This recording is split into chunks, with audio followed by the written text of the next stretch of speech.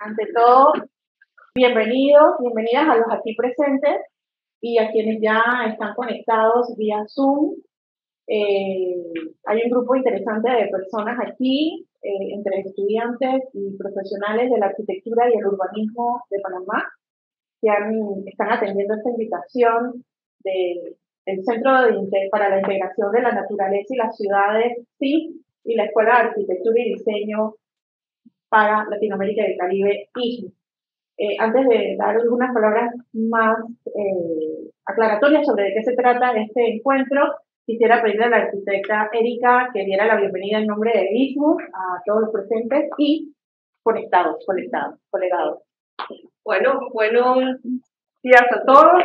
Para ISMU es por no decirlo de otra manera, poder tenerlos aquí en esta reflexión importante. Entiendo que es la segunda de una serie que vendrán para entender el tema de la planificación y la importancia que tiene. Hablábamos un poco de que, no sé, hay buena acogida de parte de los estudiantes de ISMU, pero diría que ese tema de planificar y la reflexión sobre ciudad ha sido siempre un tema el cual compartimos y apoyamos. O sea, no es la primera experiencia y creemos que es un camino que lleva ya largo recorrido, pero que aún le queda mucho por recorrer, y bienvenidos todos.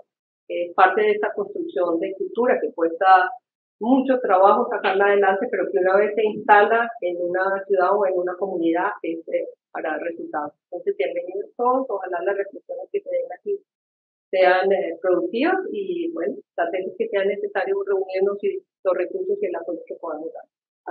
Muchas gracias. Gracias, Erika.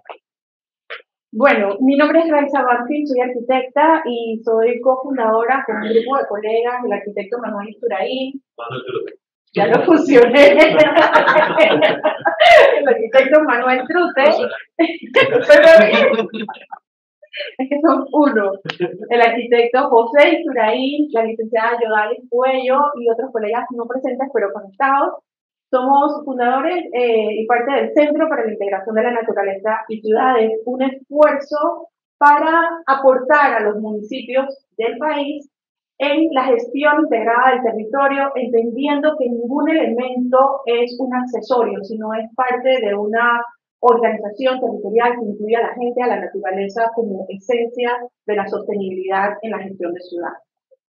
En este esfuerzo nos hemos integrado con la Escuela de Arquitectura y Diseño. Bienvenido, arquitecto.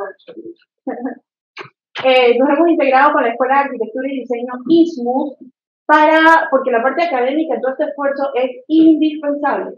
No podemos hablar de planificación, de gestión de ciudad y todo lo demás si no estamos preparando no solamente a los profesionales que tienen que ver con el quehacer ciudad y territorio, sino a los ciudadanos también.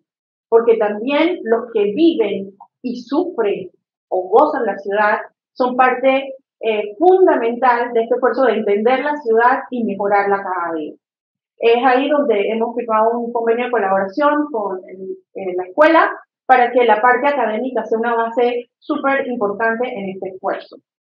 Además, la Fundación Ciudad del Saber también es parte de esta triada porque encontramos en este espacio donde está esta pequeña ciudad que trata de ser un modelo de referencia para el resto de cómo deben irse integrando estos elementos en la concepción de ciudad. Queremos que la Ciudad del Saber también sea este escenario de estudio, de análisis, de discusión para aportar al resto del país. Entonces, dejar de ser solamente para los que aquí viven, aquí trabajan, sino para que sea un faro hacia afuera, con todo lo que hay que mejorar y corregir. ¿Qué queremos en esta mañana de hoy, de manera muy sencilla y muy informal? Compartir con nuestro arquitecto invitado, el arquitecto Javier Estrada, de México, Chihuahua. Él es profesor en ISMUS Panamá, ISMUS Norte, pero también es miembro del Instituto Municipal de Planificación. Y nos parecía súper interesante aprovechar la presencia del arquitecto Estrada para hablar de planificación de ciudad en una ciudad donde no estamos planificando. Y como no estamos planificando y sobrevivimos, pensamos que es normal y que está bien. Entonces, ¿cómo cómo romper ese paradigma de que como estamos bien y que podríamos estar mejor si coparticipamos todo de esta corresponsabilidad de hacer ciudad. Es un poco lo que nos queremos plantear, o de repente ante esa pregunta, ¿para qué planificar? Puede decir que, bueno, de verdad no lo necesitamos, cosa que somete a dudas. Luego de haber trabajado con profesionales de la planificación urbana, la gestión territorial, en un municipio donde hicimos estos esfuerzos para planificar. Entonces, hemos planteado este esfuerzo en un espacio de discusión abierta, pero también ir poco a poco generando espacios de formación y capacitación a todo tipo de gestor urbano, de ciudadano, de gente interesada en hacer ciudad, para que creamos aquí, a través de ISMUS y estos espacios en Ciudad del Saber, y ojalá se sumen otras academias. Está por venir un representante del decano de la Facultad de Arquitectura de la Universidad de Panamá, y así esperamos sumar después a la USMA y a demás universidades, para que el espacio de formación sea permanente, para gestionar ciudad, y no solo para hacer arquitectura. Esta es la introducción muy breve que quiero hacer y presentar entonces a quienes van a estar con ustedes conversando. La primera parte va a ser un conversatorio entre ellos, pero va a estar muy pronto abierto a todos los aportes y preguntas que tengan ustedes, y también quien está a través del enlace de Zoom. Ahí está Eduardo, que va a estar recibiendo las preguntas, los comentarios y los aportes, cosa que vamos a agradecer. Entonces, sin más, presentarle al arquitecto y urbanista Manuel Trute. Su currículum es muy extenso, pero puedo decir que es mi amigo y eso es lo que más valor tiene para mí. No, un excelente planificador, profesor universitario, y fue director de la primera dirección de planificación urbana del municipio de Panamá, 2014-2019. Y bueno, como ya mencioné, el arquitecto mexicano Javier perdón, no solo mexicano, chihuahuense, eso le da otra categoría. Y está aquí con nosotros y vamos a hablar entonces de planificación. Bienvenido, Will, y a todos los profesores que están aquí, a cada uno de los que están llegando, arquitecto Álvaro, bienvenido. Y bueno, eso, empezamos. Muchísimas gracias y el piso es de ustedes. Gracias.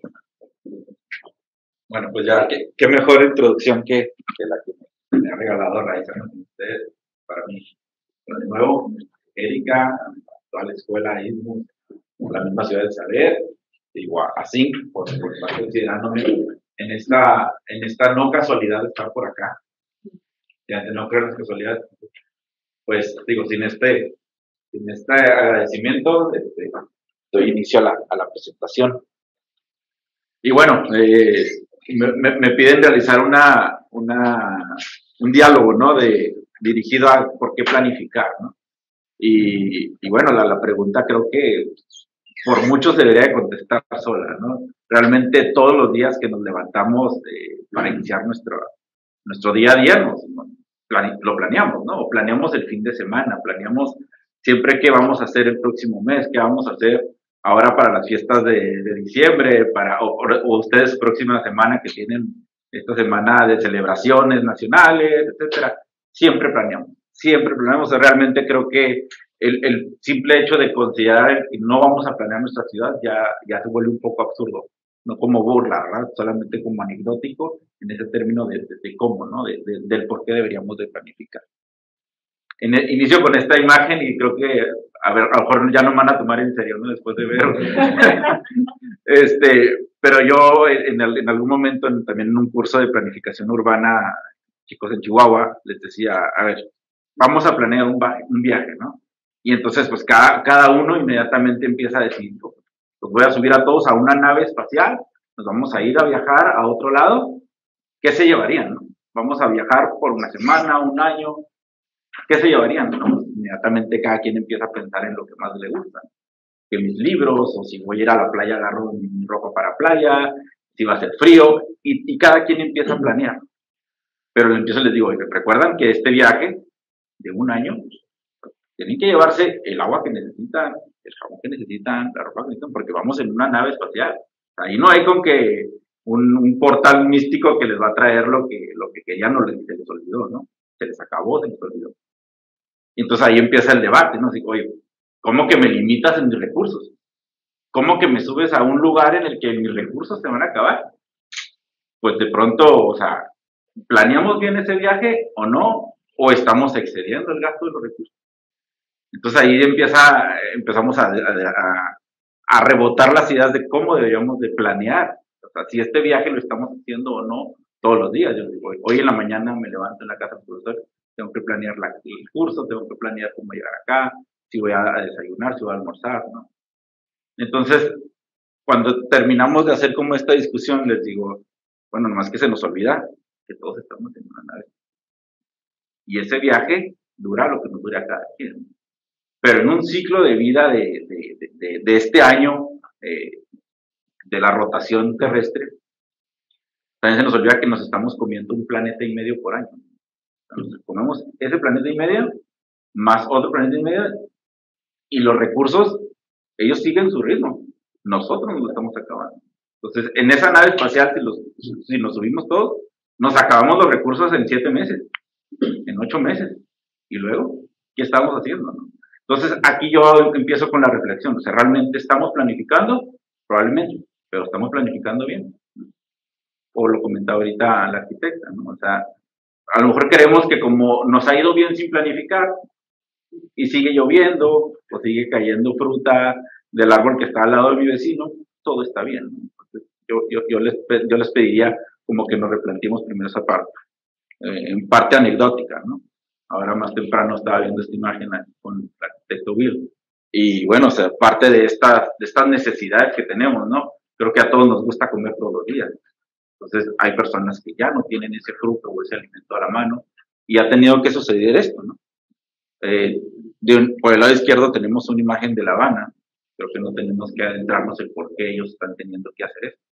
Pero por otro lado, tenemos otras ciudades en otras latitudes que empiezan a replicar esto. Sí, también con adversidades, con situaciones económicas, sociales, que han ido sucediendo que se escucha feo, pero los orillan a tener que hacer esto. Ya no los gobiernos se están involucrando, o sea, ya la misma sociedad se está haciendo de sus propias herramientas para buscar esto, porque los recursos se están acabando. Igual, una imagen ahí, yo sé que todos aquí tienen conciencia de estos números, ¿no? En 80 días, esto se pensaba que para el 2025 íbamos a ser los 8,000. En 80 días aproximadamente, con la tasa de población, ya vamos a llegar a los 8,000 millones de habitantes. 8 billones, como ya en inglés. Entonces, es un poco alarmante el pensar que cuántas personas éramos hace 60 años, ¿no? O sea, ya nos duplicamos en un lapso muy corto de 40 años, nos duplicamos, y esto es exponencial, a pesar de que la curva de la tasa de nacimiento va hacia abajo, pero ya es exponencial, ya es imparable. Entonces, llegar a esos 8,000 habitantes en todo el planeta también sigue siendo un poco de alarma, ¿no? Entonces, no se diga el producto mundial bruto, no el interno bruto, el mundial bruto, cómo está repartido. Ya sabemos que no es equitativo, por las latitudes, por las cuestiones nacionales, etcétera. Pero cuando lo compartimos y cuando nos damos cuenta que tenemos un problema en común, porque de nuevo estamos dentro de la misma esfera, ¿no? Con los mismos problemas, lo queramos o no afrontar, terminamos teniendo situaciones como las del 2008, ¿no? 2009. Por un problema que de manera indirecta o directa tuvimos nosotros que ver. O sea, especulamos con la vivienda, permitimos que los bancos ofrezcan créditos a personas que sabían que no lo iban a poder pagar, y aún así sucede. ¿Cómo decliva esto? O sea, era algo que a lo mejor pudimos haber planeado y algo que pudimos haber evitado. Tal vez esta segunda situación no, se nos fue de las manos, lo que ustedes quieran decir, igual es un tema para otra exposición. Pero vean esos picos, y toda esta situación económica mundial, todos la compartimos, otra vez, nos guste o no. Y a una escala mayor o menor para todos, pues bueno, al final del día tenemos 1,000 millones, o teníamos 1,000 millones de personas en pobreza extrema, que realmente ellos buscan, a ver si voy a vivir el día siguiente, ¿cómo voy a sobrevivir el día siguiente? Esto es un dato prepandemia. O sea, hoy, esto ya es mayúsculo. Siguen las alarmas. Ahorita se pone más bonito. Pero igual, dentro de esta reflexión que me permito seguir haciendo es, pues bueno, eso también es indiscutible, ¿no? Los derechos son universales. Eso creo que nos queda claro en el deber ser, pero los derechos son universales. A mí lo que más me alarma son las oportunidades. Porque a mí me pregunto, ¿las oportunidades realmente son universales? Sí. Está escrito, ¿verdad? Que mi derecho es universal, pero mi oportunidad de poder acceder a ese derecho lo es. Esto, digo, en los estratos socioeconómicos lo vemos muy claro. Tenemos personas, ya lo mencionamos anteriormente, o sea, que los que menos tienen hoy por hoy a, a una batalla diaria buscan en dónde poder terminar en la noche durmiendo. Ese pequeño alimento una vez al día. Los que le sigue, pues bueno, estamos buscando cómo mejorar la situación y a lo mejor ya ni siquiera para mí. Mi egoísmo se vuelve hacia con mi familia. ¿Qué le puedo yo dar a mi familia mañana, no? Mañana que no esté, o mañana, ¿por qué? Porque tengo ciertas aspiraciones. Ahí estamos en esa pelea, ¿no? Una mayoría del mundo, creemos que somos una mayoría, cuando la mayoría está en el estrato de abajo. Y luego están los de mayores ingresos, ¿no? Que ellos en su ir y venir de ideas, pues ellos lo único que buscan es ahora mi mejor yate, mi mejor jet, mi mejor vacación. Claro, están todavía los de hasta arriba, ¿no? Que ellos ahorita básicamente se pelean solamente el primer lugar. Pero bueno, así estamos estratificados por 1001 situaciones. Esta frase me gusta mucho. Igual el arquitecto quien lo dice es muy debatible, es un personaje, pero el hecho de esto de hacerse la pregunta de dónde acaba la ciudad no debería de ser la pregunta. Dónde empieza es la cuestión que deberíamos de entender. ¿Dónde empieza? O sea, realmente es un centro urbano, es una zona periférica. ¿En dónde están viviendo las personas hoy por hoy? Porque esto nace de un proyecto que le solicitan a partir de la vivienda social, que luego la vivienda social, ¿en dónde la colocamos en la ciudad? ¿Cerca de los servicios? ¿Cerca de las oportunidades? Realmente lo ponemos en el mejor lugar estratégico para un gobierno o para un desarrollador, porque ahí ahí tenemos esta ciudad dormitorio satélite, que realmente es para personas que lo único que quiero es su fuerza laboral, y lo único que los estoy mandando básicamente a dormir con un niño. Entonces, ¿en dónde va a empezar la ciudad? ¿Sí? ¿En Casco Viejo? ¿O en Antigua? ¿O en dónde empieza? ¿No? ¿En dónde empieza la ciudad? ¿En lo histórico? ¿O realmente en sus servicios, en sus usos, en lo que te da esas actividades socioeconómicas?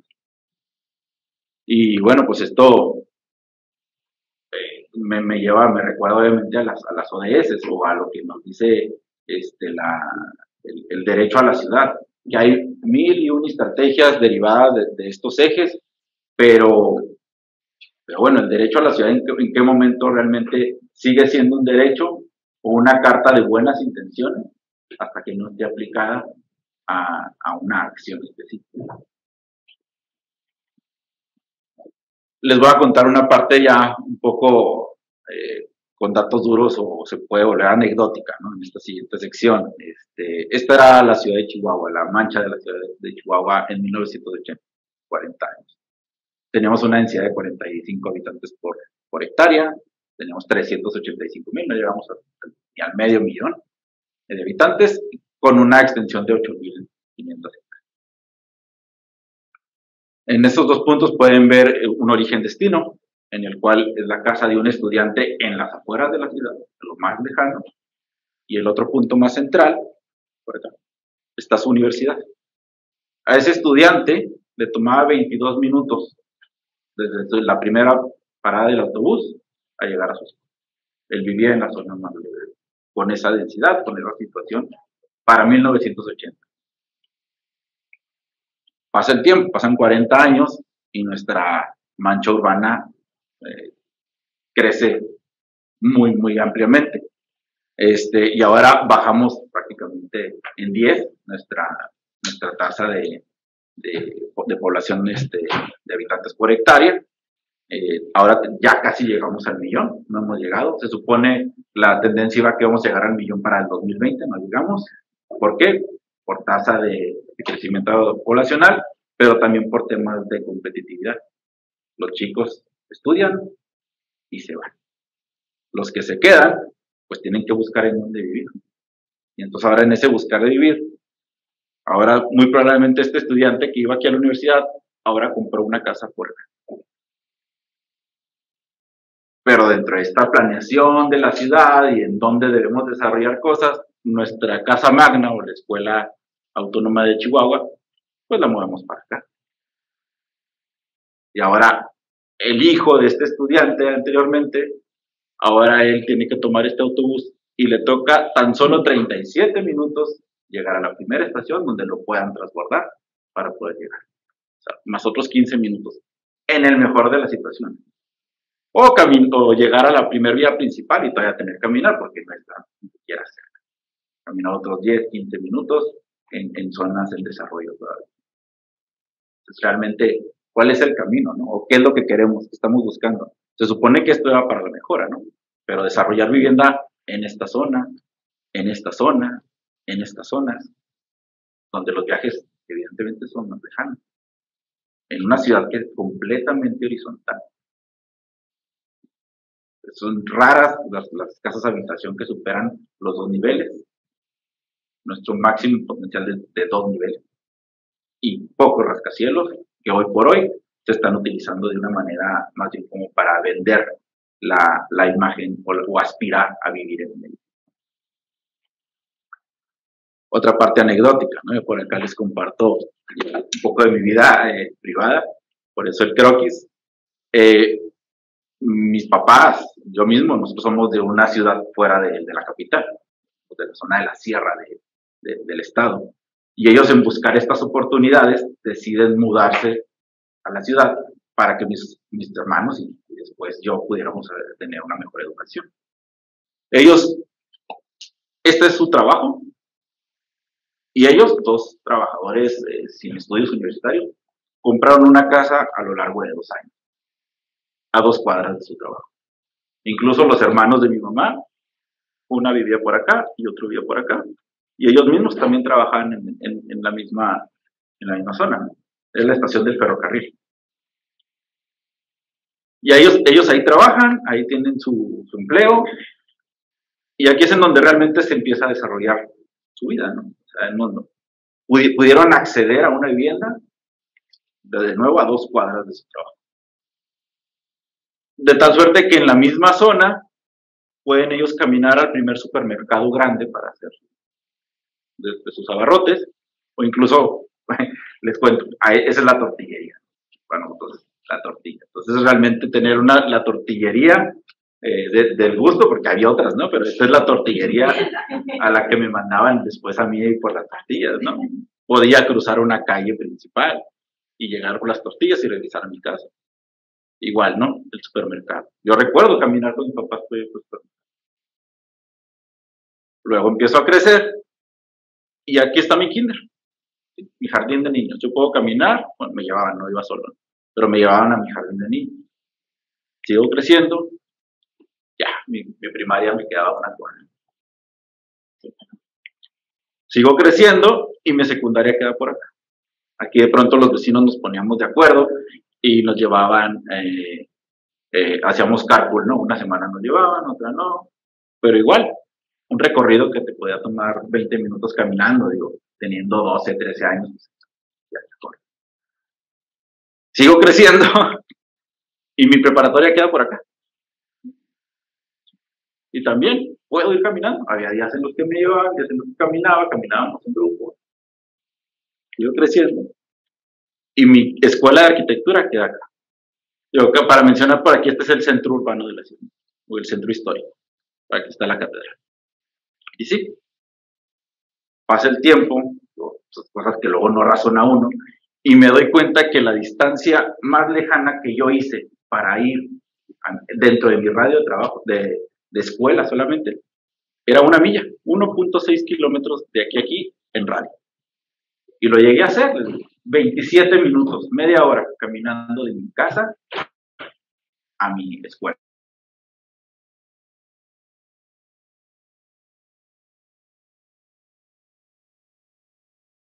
La más lejana.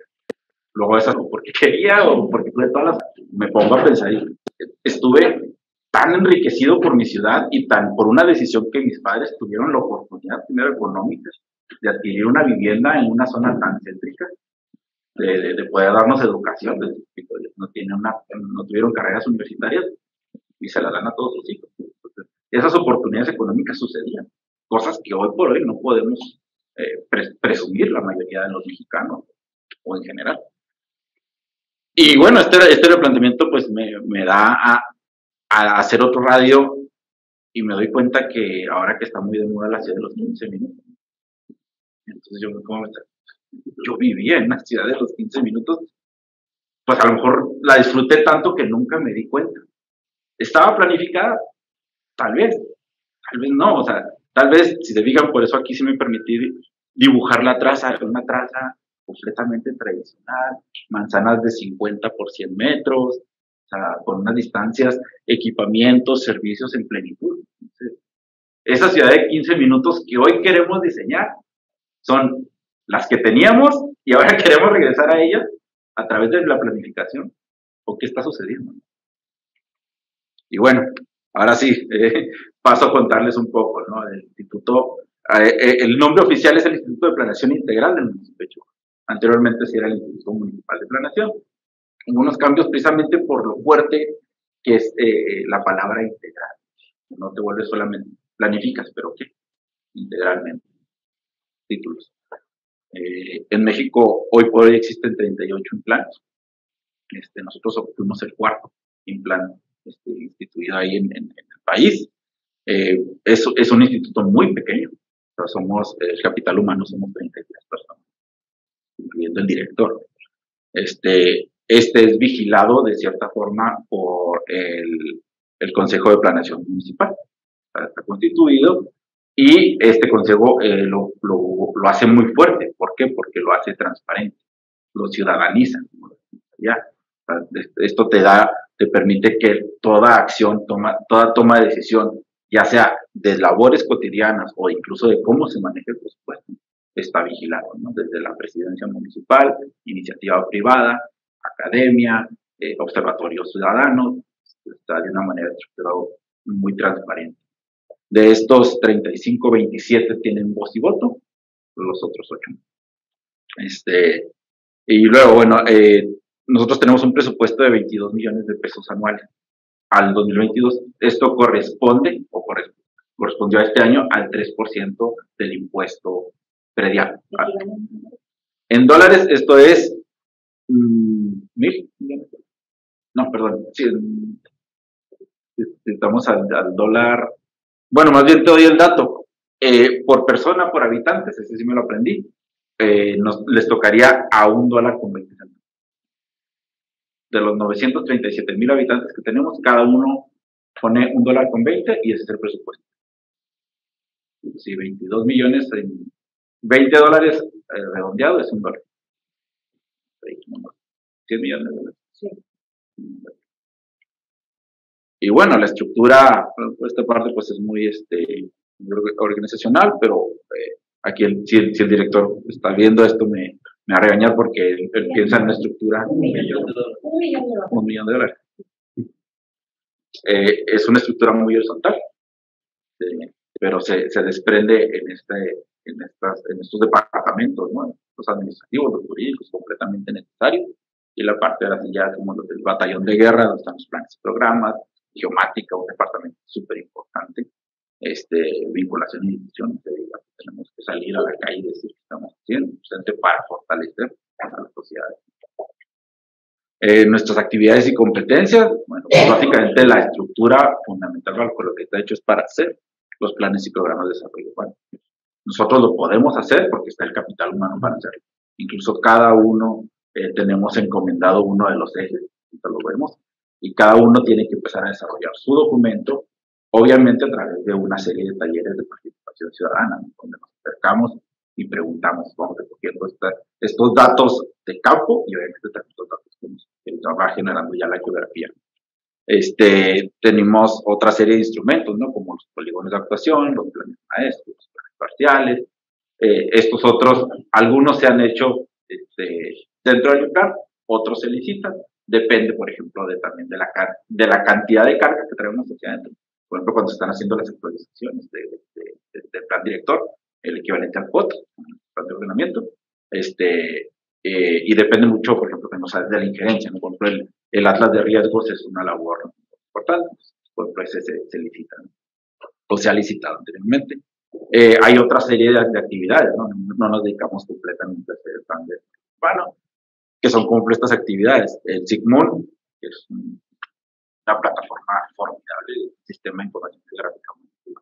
Ahí tenemos el conteo o la manera de ubicar fácilmente cuáles son vías primarias y secundarias, ramales de sistemas hidrológicos o incluso de cuencas, de zonas de riesgo, desde alcantarillado, líneas eléctricas, paradas de autobús, las rutas de autobús, o sea, y eso es completamente público. Hay una liga, luego se las comparto, resulta que hay una situación allá que están caído el sistema municipal, pues totalmente ajenas, pero bueno, ahí está el SIGMUN, lo pueden buscar.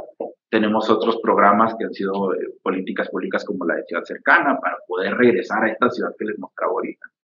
Ya sabemos que cabemos en ese Chihuahua de 1980, o los empezamos a leer. Hacemos un censo de arbolado, está en proceso el censo de arbolado, hacemos la valoración de cuánto le está costando a la ciudad realmente tener estos servicios tan lejanos, teniendo un costo de la ciudad. Cuánto le cuesta tanto a la alcaldía mantenernos como también a nosotros como ciudadanos. Todos los días encender el vehículo y llegar a nuestro destino final. En lo particular estoy trabajando en lo que es zona 30 para la zona centro, bajar, o sea, lograr esta pacificación del tráfico en zonas donde meramente no deberíamos estar manejando a más de 30 kilómetros por hora. Bueno, la agenda metropolitana, que es una nueva labor que la semana pasada se firmó el acuerdo metropolitano para colaborar. Nosotros somos una ciudad mediana o pequeña, pero no dejamos ser la capital del estado y tenemos anexos 2 otros municipios muy pequeños, pero que básicamente también los usamos como ciudad dormitorio. Muchas personas de ellos todos los días de viaje a la capital,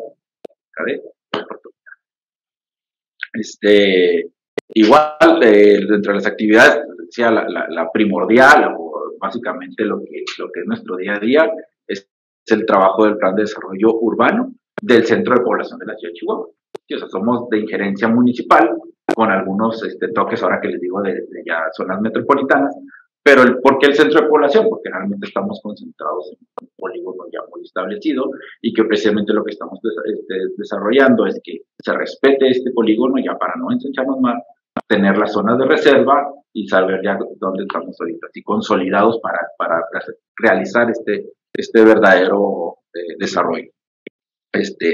Evidentemente, como cualquier otra estructura, esto no es nada nuevo, o sea, se basa en el diagnóstico, se basa en el pronóstico y evidentemente en una línea de estrategia, con 3 fuertes áreas de atención, que es el ámbito natural.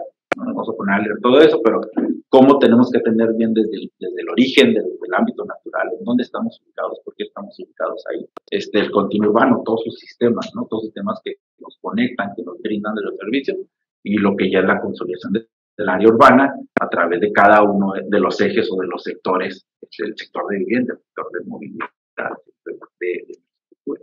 Y así básicamente está estructurado nuestro POT, o nuestro plan, o PDU, como nuestro plan de director de desarrollo urbano, que evidentemente está ligado a una legislación que viene desde el Plan Nacional de Desarrollo, desde el Plan Estatal de Desarrollo y desde el Plan Municipal de Desarrollo. Esto está tremendamente vigilado. O sea, hay una metodología, no es una estructura que nosotros no hayamos inventado, ni siquiera nosotros sin planes. Perfeccionable, como todo, ¿no? Pero estamos trabajando precisamente en o sea, este es nuestro día a día fuera de las otras actividades interinstitucionales o incluso de colaboraciones con participaciones privadas. Pues para cerrar, este gráfico todos lo han visto, todos saben qué significa, ¿no? Esta buena intención de la sostenibilidad, que todos queremos llegar a ella, que hoy por hoy puede ser una palabra de moda, pero realmente la estamos teniendo, realmente todos la estamos acatando. Y yo creo que la parte fundamental para que esto suceda es la gobernanza. Tenemos que creernos que hay una línea que hay que seguir, nosotros los técnicos, así me autodenomino técnico, que podemos diferir del tema político, pero la política maneja, la política es parte, es una línea a seguir, como también son los bienes, o más bien la inversión privada. La inversión privada desarrolla, genera economía, genera ciudad. Pero si el mismo ciudadanizado no lo ponemos arriba de esta gobernanza, no sabe que tiene el poder de ordenar qué es lo que quiere. En el plan sectorial de movilidad que se desarrolló del 2006 al 2009, es un documento bellísimo, ¿no? Incluso era el primer plan sectorial de movilidad del país. En todo el país era el primero que se desarrolló. Transporte, el tema de ciclovías, manejo de estacionamiento, tú lo lees, pues, muy bonito. Se acaba el tomo, terminas de leerlo y no hay gobernanza. No está vinculado a decirle, tu estado vas a hacer esto, tu municipio vas a hacer esto. Las inversiones empezaron a caer, o sea, tenemos ciclovías que nunca se entregaron, entonces ahorita están desdibujadas, sin mantenimiento, todos los elementos de señalética ya retirados, hay unos que siguen, hay nuevos, pero tenemos 17 kilómetros. 17 kilómetros que a veces van de 200 metros en 200 metros, somos un par de manzanas y se acaba, y, y ya no hay nada. Y entonces lo que estamos haciendo ahora es precisamente ser autocríticos, desde dónde viene esa gobernanza que nos va a permitir darle una continuidad a todos los planes que hacemos. ¿Para qué planear? Creo que la pregunta va a seguir siendo abierta, pero si ya planeamos, pongámoslo escrito, ¿no? Bueno, termino con esto, muchachos, creo que todos los conocen. Y esa frase puede ser parte de la respuesta a la pregunta que me hacen. No me atrevo a responderla porque creo que hay 1000 respuestas, pero yo creo que en el momento en el que decidimos cambiar es cuando podemos cambiar hacerlo.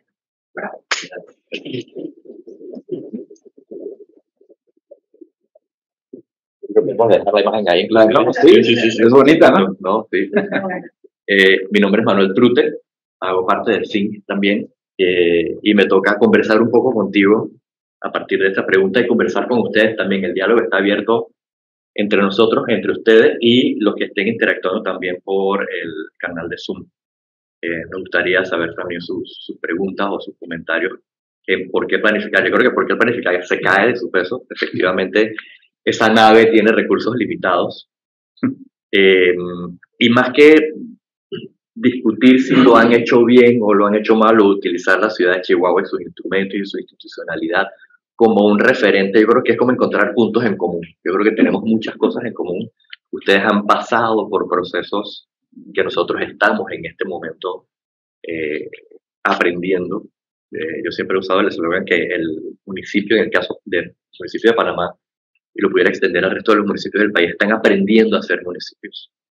Porque los gobiernos locales en Panamá son muy, muy débiles. Y yo creo que en México tienen otra tradición. Y yo creo que ahí va la primera pregunta. Que nos contaras un poco si ha habido un proceso de descentralización de las competencias de ordenamiento del territorio en México. ¿En qué momento? Porque ustedes ya tienen una trayectoria hasta un INPLAN que está cumpliendo 18 años. O sea, si tiene 18 años, que ustedes llevan 18 años en un INPLAN ordenando el territorio, tratando de planificar con todos sus bemoles. Y hago esta pregunta porque Panamá, la ciudad, aprobó su primer plan de ordenamiento territorial municipal el año pasado. O sea, tenemos mucho tiempo de ser república y solamente en el siglo XXI, año 2021, tenemos nuestro primer voto local. ¿Cuándo empiezan ustedes? ¿Quién aprieta el botón de son los municipios los que deben?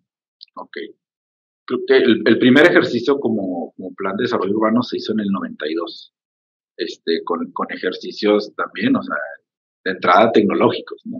Que que con todas las dificultades que tenían, muy buen instrumento. De hecho, básicamente ese instrumento sigue siendo la estructura del actual. Hoy por hoy trabajamos, el vigente es el Plan Director de Desarrollo Urbano del Centro de Población, Visión 2040. Ese se publica en el 2009 y va en su sexta actualización. Y realmente ahora estamos trabajando, si no vienen como cambio de esta visión que tenía el 2040, si es un nuevo instrumento que vigila y observa más bien todas las áreas de oportunidad que pudieron haber sido olvidadas, o digo, no, obviamente no hay una mala intención, las ciudades son dinámicas y la misma sociedad. Entonces, yo creo que este nuevo instrumento que hoy está en revisión para su próxima publicación, se está trabajando desde el 2018.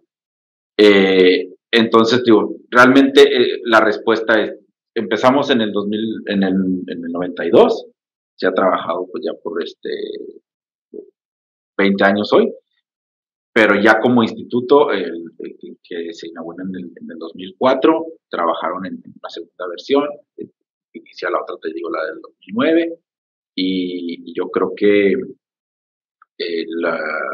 la respuesta al plan de ordenamiento, creo que de ustedes, o sea, correcta o incorrecta, es más bien, pues, ya está, o sea, hay que arrancar.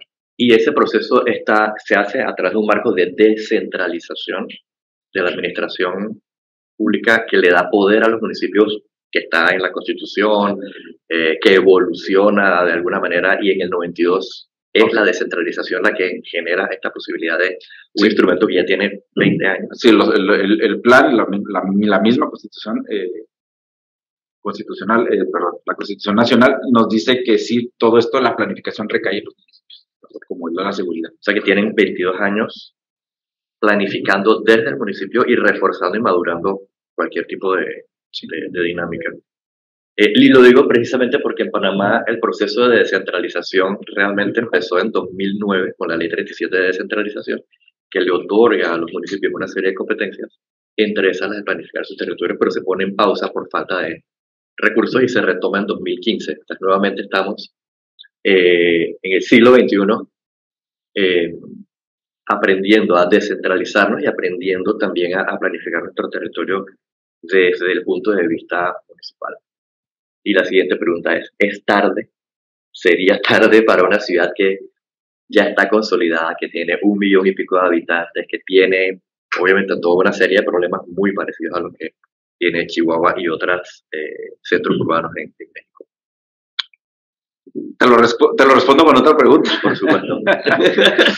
¿Mañana sería tarde? Nunca sería tarde. O ya vamos tarde. Entonces, en el momento en el que lo decidamos, tenemos que tomarla, o sea, tienes que tener el día 1. Y creo que se vuelve irrelevante si es muy tarde. Exacto. Es tomar la decisión de decir, ¿cuál es el día 1? Y en qué momento Panamá decide empezar esta planificación. Okay. Has hablado de varios actores, las instituciones, el plan, el gobierno local, has hablado del sector privado, pero has hablado de ciudadanos, las comunidades.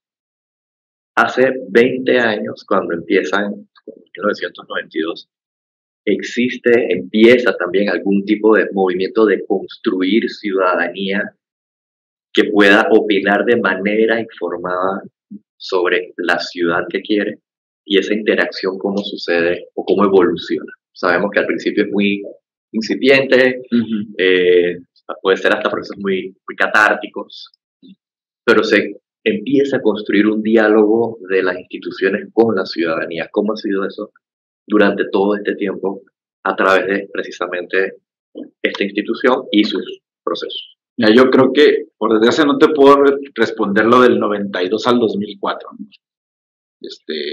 No conozco los procesos en los que se desarrolló el instrumento meramente volteando a la participación ciudadana.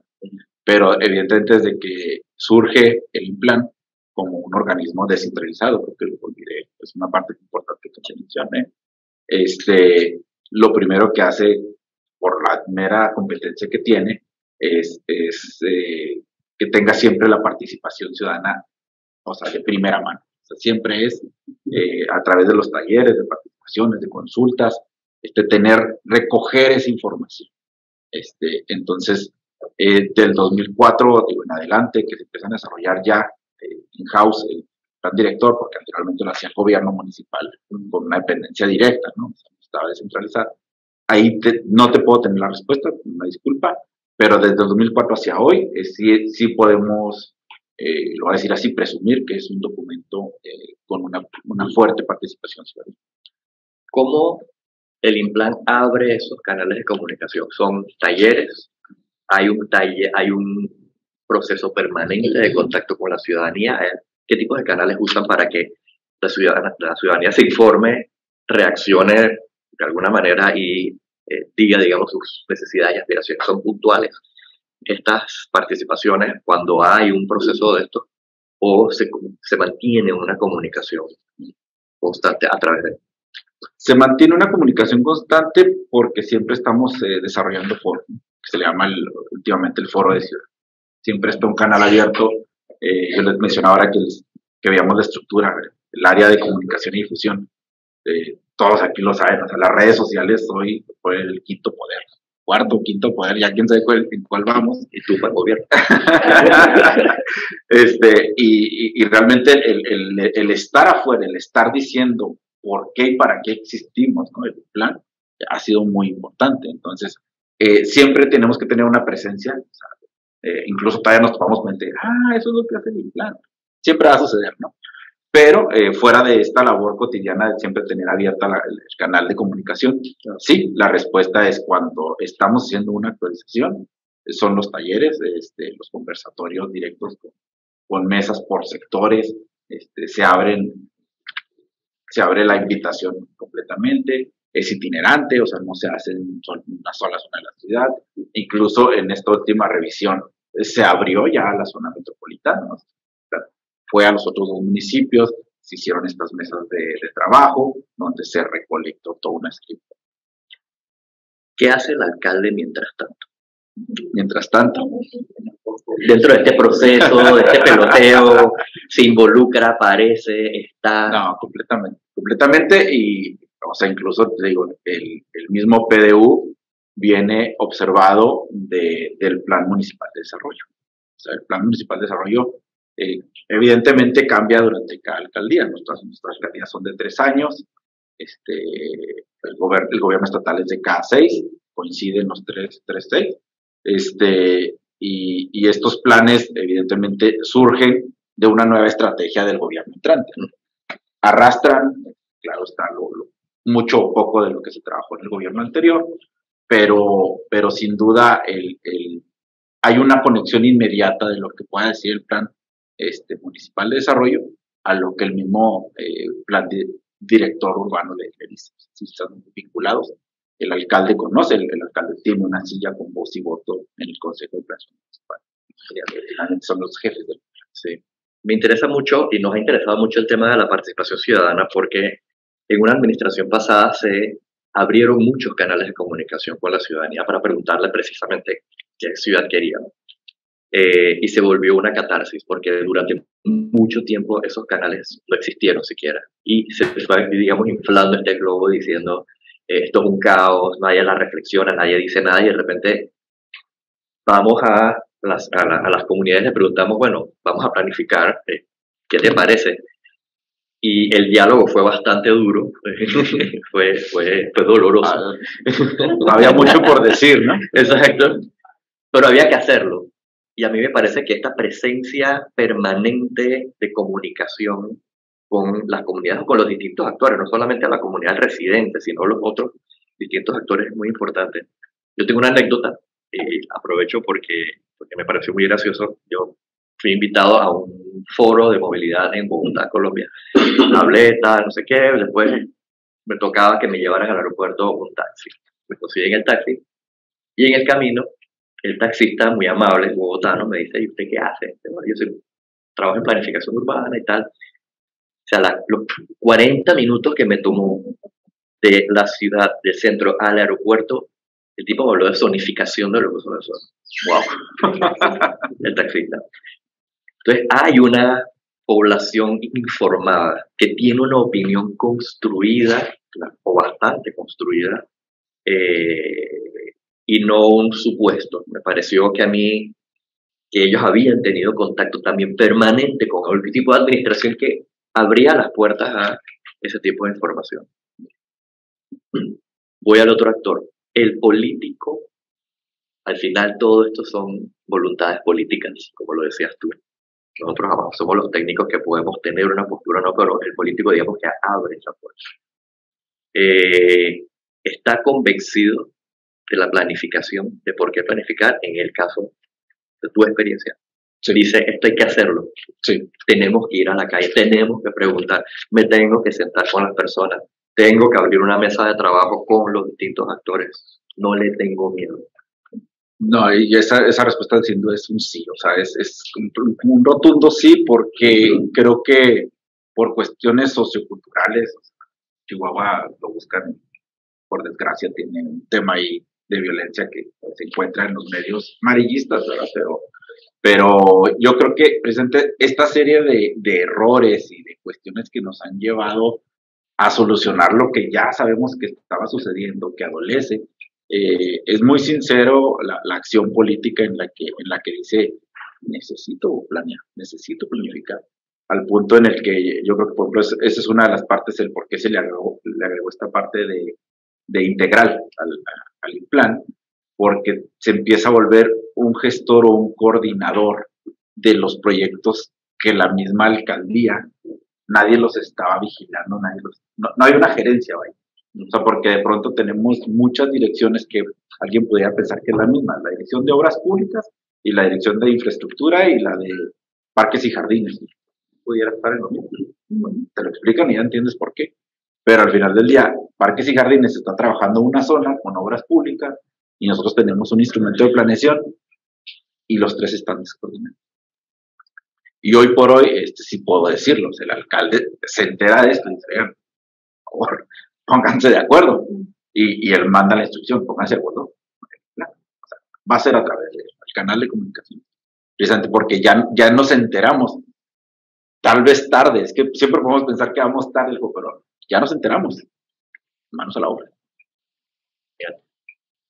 Otro actor es el sector privado. En Panamá la relación con el sector privado es muy compleja en el tema de hacer ciudad. Y al no tener un plan local, ha sido el sector privado el que ha hecho ciudad, con algunos instrumentos que existen ya sea a nivel central, leyes, decretos, algunos instrumentos como un plan metropolitano que más o menos te orienta por dónde debe ir la cosa. ¿Cómo es esa relación? ¿Cómo ha sido dentro de la figura del INPLAN, del municipio, del propio alcalde de la ciudad, sentarse y conversar con el sector privado? Y la otra sería, ¿se siente el sector privado en la misma mesa del ciudadano y de las instituciones para conversar esas aspiraciones y necesidades según sus intereses? Se sienta en la mesa del INPLAN. O sea, creo que fuera de ahí realmente no habría una discusión directa de ciudadano desarrollador. Pero yo creo que, el desarrollador, como todo inversionista, pues busca su beneficio. Pero se ha enterado precisamente de muchas cosas que ya no son nuevas ni para Chihuahua ni para el mundo. La densificación, les comentaba, que es lo que más se está trabajando en la ciudad. Ellos mismos se enteran de que la ciudad que han hecho, o sea, los servicios alejados, las viviendas horizontales, no son el modelo a seguir. Entonces, en este ir y venir de ir y venir ideas, el mismo desarrollador está enterado y sabe que se puede apoyar mucho del actor político y del actor social. Entonces, sí está abierta la comunicación. La tendencia inmobiliaria, toda esta imagen, siempre va a ser, la presión inmobiliaria siempre va a ser un eje importantísimo, ¿no? En la planeación de la ciudad. Natural y constante, además eso. Sí, ¿no? Y bueno, la misma alcaldía no tendría por qué estar desarrollando viviendas. Nos tenemos que apoyar de la parte privada. Pero yo creo que está enterado, sabe en dónde se ha equivocado, precisamente porque a lo mejor es en donde ya no le entró más dinero. O sea, es primero, hay que decirlo, ¿no? yo puedo hacer más dinero si desarrollo este modelo de ciudad. Hagámoslo, ¿no? Pero me acerco también a través del INPLAN para ver cómo desarrollar estas nuevas formas. Ok. ¿Quién paga la ciudad? Y esa pregunta es muy amplia. Y la hago desde el punto de vista de financiamiento de la infraestructura y los equipamientos. Por ahí veían uno de los ejes que se están trabajando mucho es el de costo ciudad, precisamente porque nos damos cuenta de que ¿quién paga la ciudad? Pues evidentemente los servicios los tiene que acercar el gobierno, ¿no? Las alcaldías están acercando agua, drenaje, electricidad, todos los servicios que requerimos. Pero al final del día, esa persona, en el modelo de ciudad que tenemos, se nos está yendo el 30% de nuestro ingreso mensual solo en movilidad, solo en transporte. Eso sin dejar de lado que, por ejemplo, una persona que vive en una casa de interés social, de nuevo alejada, está con una situación de construcción de cero ventaja. O sea, se le va otro porcentaje nada más en la climatización de poder vivir en esa vivienda. Entonces, sí, parte evidentemente es muy costoso para el gobierno estar manteniendo vialidades para llegar a estas ciudades satélite, estas ciudades dormitorio. Hay por ahí, precisamente en este estudio de costosidad, en el que se mostraba que incluso hoy, si la alcaldía dejara de hacer calles y solo se dedicara a repavimentarlas, no termina en el presupuesto municipal, no termina. Entonces el costo es primero de la alcaldía, pero también la ciudad recae mucho. ¿Sí? Yo creo que el referente para nosotros sería que la alcaldía hace esas cosas. Es la que hace la calle o se plantea hacer la calle o los huecos, etcétera, en Panamá. En un gobierno hipercentralista, el que tapa el hueco es el Ministerio de Obras Públicas y no el municipio. Entonces yo creo que aquí la moraleja es un poco eso. Los gobiernos locales tienen que ir creciendo suficientemente para hacerse cargo de la mayor parte de las competencias sobre la ciudad. Ciudades que tienen empresas de agua, ciudades que tienen empresas de movilidad, ciudades que se encargan de saneamiento. Aquí hay una desconexión. Tenemos un gobierno central que se encarga básicamente de que funcione como un municipio en ese aspecto. Hace las políticas, pero además se encarga de ejecutar proyectos a nivel municipal, inclusive a esa escala, y no necesariamente un municipio o municipios suficientemente fuertes para tapar un hueco, el hueco de la esquina de la calle.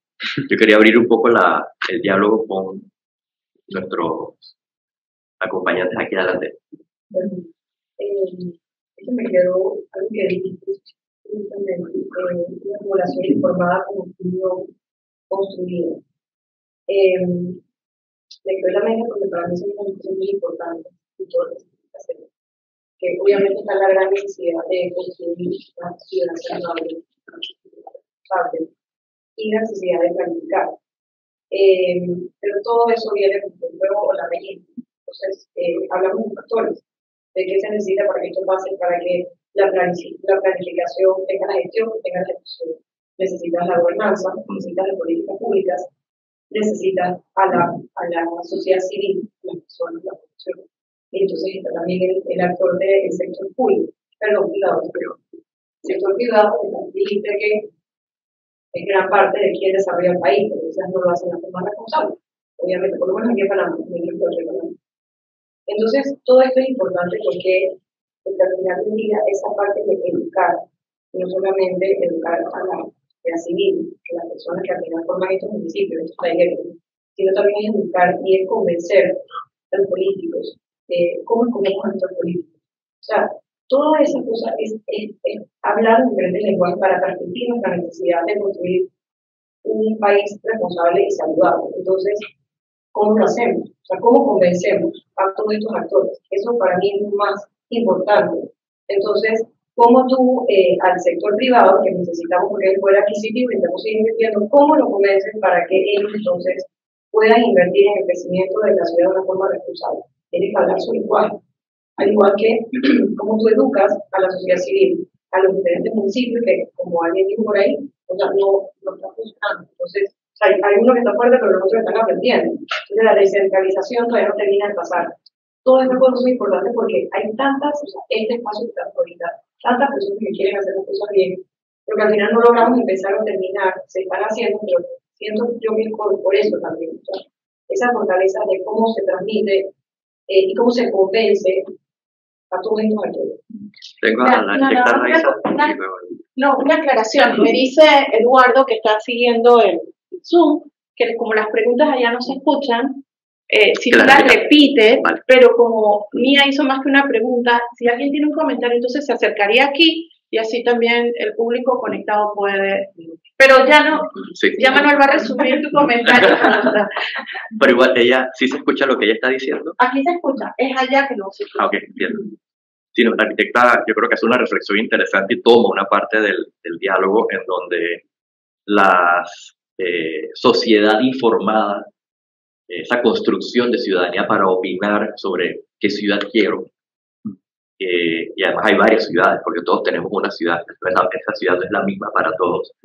Ese diálogo hay que construirlo, esos espacios hay que generarlos. Y yo creo que Javier nos ha ayudado un poco a entender de qué es el Implan, es precisamente ese instituto el que no le tiene miedo a acercarse y a abrir el diálogo.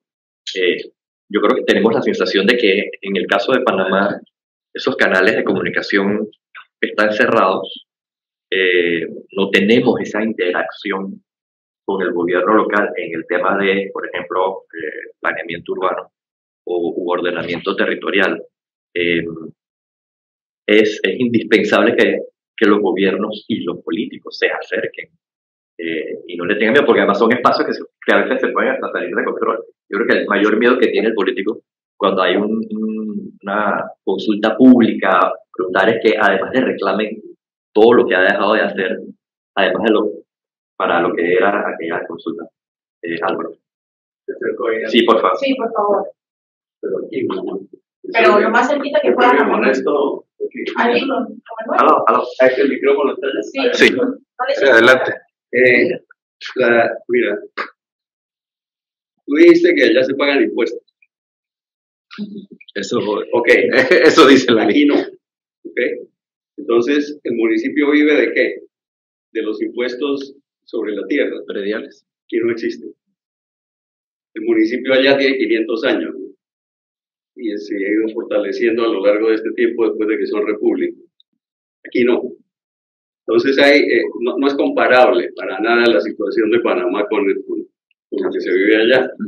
Y las posibilidades de que el sector privado entre a participar en una forma orientada no existen, porque el orientador es él. Aquí. No paga impuestos, es el dueño de toda la tierra y ha hecho la ciudad que ha querido en función de su interés. Y el gobierno lo ha ido acompañando, dejándolo hacer. Esta es la ciudad más neoliberal que hay, porque el mercado determina absolutamente todo desde la perspectiva privada del dueño de la tierra que no paga impuestos. Entonces, es una realidad. Esa es la situación. Entonces, es muy difícil negociar con el privado porque el privado no tiene nada que perder. No hay. Ya se le entregó el potencial. Eso está desde el principio definido de esa manera. La planificación es simplemente un enunciado para decir que estamos haciendo algo. El plan distrital creó por primera vez una figura nueva que es la tierra rural. Una categoría nueva de tierra, que no había eso. Es decir, no había límites para la ciudad podía irse a donde fuera. Al crear la tierra rural, hay que pedir un permiso para utilizarla. Ya encontraron la manera de hacerlo, por supuesto. Pero eso fue resistidísimo. Resistidísimo. El plan estuvo parado en la alcaldía con la administración actual más de un año, porque había esa condición que se le ponía por primera vez en una parte del territorio, en el municipio solamente, que es 1 de 5 del área metropolitana. ¿Okay? Así que las posibilidades son exiguas, ¿no? Y la participación de la gente que no paga impuestos prácticamente imposible, porque no tiene nada que reclamar porque no paga. Le hemos exonerado de todo, así que le hemos retirado los derechos políticos, porque usted no paga nada. Así que quédese callado. Una buena radiografía, gracias, Álvaro. ¿Alguien más? Bueno, yo lo que he visto. Si se acerca, va a ser un poco incómodo, pero vamos a tener que funcionar así para que además lo que. Exacto. Y además aparece en televisión. Yo digo para no pasar por encima de bueno, yo lo que he visto es que hay ciertas responsabilidades que sí hemos tenido nosotros los ciudadanos soportar, que hemos tenido algunas barriadas que se han inundado y ahora salió un edificio que se inunda todo abajo y hay una cantidad de desarrollo que han tenido problemas. Que salió en Arreján, que también está en un área inundable. Ha habido varios, como unos 4 proyectos grandes de comunidades, de barriadas, que todos han estado hechas sobre lugares inundables. Y ya, que cuando ya ha sucedido y han pasado, lo que ha pasado es que la gente se inundó y ha tenido que salir como en auxilio. Y entonces, ¿qué pasa después? ¿Qué pasa con toda esa gente que ya adquirió una hipoteca, que ya adquirió responsabilidades? Y atrás también está la construcción, o la constructora, o el que desarrolló eso. Y más atrás está entonces también el municipio, las entidades, las instituciones que dieron permiso para que esto ocurriera. ¿Qué hace con toda esta responsabilidad sobre las personas, sobre la sociedad, sobre lo que desarrollaron y sobre las mismas instituciones? ¿Quién es responsable? Yo quería que Javier nos hablara un poquito del mapa de riesgos que ustedes, de hecho eso es una exigencia casi ya obligatoria en la planificación urbana, generar precisamente este tipo de información que nos permita tomar mejores decisiones desde lo institucional y obligar al privado, con toda la radiografía que Álvaro nos acaba de hacer, de que ahí no se construye. Háblanos un poquito de eso. Sí. Sí, o sea, por ejemplo, una de las otras actividades no cabría en esta presentación, por ejemplo, el plan, al ser también una entidad de observación interna en un municipio, la Dirección de Desarrollo Urbano nos solicita cada vez que se quiera hacer un uso de suelo, un cambio de uso de suelo, nosotros hacemos el dictamen técnico procedente. La misma ley nos lo dicta, nos da la competencia para hacer ese dictamen. Y evidentemente va ligado a una serie de cuestiones de análisis de la misma cuestión antropogénica, ¿no? O sea, si oye, estás al lado del arroyo, al borde, o vas a bloquear una cuenca de los pocos cerros, que la poca agua que tenemos en Chihuahua. Toda esta serie de cuestiones entran en esa radiografía, o sea, gracias a que tenemos una fuerte estructura en el tema de sistema de información geográfica, se desarrolló una misma herramienta que el mismo ARGID te autoevalúa el predio con un radio de influencia, una serie de cuestiones, ¿no? Lo evalúa y te dice, esto es procedente o no procedente técnicamente. Hay algunas cuestiones que son procedentes con estas condicionantes. Entonces, el atlas de riesgo puede ser una respuesta a todo esto que estamos diciendo acá, o sea, cómo podemos bloquear desarrollos para el bien común, no para bloquear el desarrollo inmobiliario. Hay una mano levantada por Zoom. No sé si Eduardo lo puede coordinar, darle audio. Sí, Jorge Pero mientras tanto, sí. Quiero hacer una pregunta. Sí, por favor. Eduardo, yo no sé si se puede coordinar que la persona por Zoom hable mientras tú coordinas eso y nos dice cómo hacer. Yo voy a hacer una pregunta. Sí, cómo no. Gracias. Yo me voy a referir al diagnóstico que acaba de hacer el arquitecto Uribe, que coincide, ayer tuvimos una reunión, un conversatorio preparándonos para esto y Javier hacía muchas preguntas y Manuel le devolvía básicamente el diagnóstico de Uribe. Yo creo que Javier no se lo creyó mucho hasta que Álvaro lo dice rotunda y contundentemente. O sea, como que hemos cerrado el círculo con muy pocas opciones para la ciudad. Mi pregunta es, Manuel preguntó antes si estamos tarde, si hay tiempo. Pareciera que estamos muy como llevados al abismo, ya nos inundamos, ya estamos en situación de riesgo, por lo que describía Yadira, pasa mucho en toda el área metropolitana, tenemos pocos espacios de desarrollo, todas las prebendas para el sector privado. ¿Qué nos toca hacer? Aquí estamos arquitectos, urbanistas, académicos, jóvenes, futuros profesionales. ¿Qué nos toca hacer para cambiar la situación actual? Porque no podemos quedarnos así, bueno, ya vivimos así, pues no hay nada que hacer, apaga y vámonos. No creo que sea una opción. Aquí hay jóvenes urbanistas incluso ya formados en eso.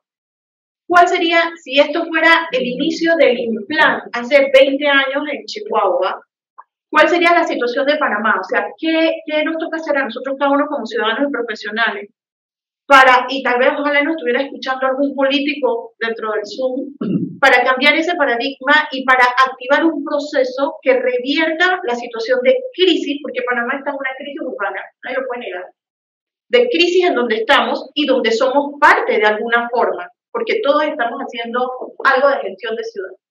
Entonces, tú no eres el todo lo sabes del Implan, pero sí bajo tu conocimiento desde la planificación y lo que haces. ¿Qué nos tocaría hacer? Esa sería la pregunta, como para ver qué sigue, ¿no? Y no sé si la persona que está en Zoom se le puede leer. El señor Jorge Luis Bolaño, ¿puede prenderle el micrófono? Sí, buenas tardes ya, ¿no? Bueno, no sé si me escuchan. Te escuchamos, sí. Sí, adelante, se escucha bien. Gracias. Pues era un poquito más, no era tanto con la parte puntual de la pregunta de Raiza, sino era un poco más general lo que quería contarles, y es que desde que hace 20 años llegué aquí a Panamá me pareció muy paradójico el asunto que no existía una oficina de planeación municipal. Hoy en día, como yo la pude tener, o como pudimos tener manejo en Bogotá, sigue sin existir. Entonces, el mismo planteamiento que se hace en el conversatorio de por qué planear sin tener una oficina de planeación municipal, que les hablo del caso de Bogotá, fue la encargada de armar todo el plan de ordenamiento territorial, que obviamente se hace cada 10 años, y es la que, ahora que hablaba Javier de los dictámenes, esa oficina de planeación es la que precisamente emite juicios y conceptos sobre si se puede o no se puede hacer cualquier tipo de intervención en la ciudad. No solamente buscando cambios de uso urbano, sino en general en los sitios donde los usos ya están totalmente definidos. Eso era un aspecto, la falta de esa oficina, o mejor, la falta de la presencia, la fuerza que tiene esa oficina de planeación municipal. Yo sé que aquí hay una junta de planeación y en fin, pero se ha visto debilitado, según lo que yo puedo ver, por la descentralización, que es otro tema aparte. No hay mucho cuidado en los estudios de impacto ambiental. Veía esta mañana precisamente, alguien tuiteó, y Luis también lo hizo, sobre la invasión de espacio público en las canchas estas de ahora que pululan por todas partes, que son las canchas de pádel. Y entonces pues no hay planeación de eso, no hay estudios de impacto ambiental. Entonces cada persona que va a ese tipo de escenarios deportivos lleva un carro. Y los escenarios se diseñan sin la debida cantidad de estacionamientos. Y hay una cosa que también se habló muy veladamente, que utilizábamos en Bogotá, y era la cota de servicios públicos. Tú no puedes andar planificando barriadas como lo están haciendo aquí en Arrejam, Chorrera y en Bacamonte, sin tener la certeza de que vas a poder prestar los servicios públicos de rigor.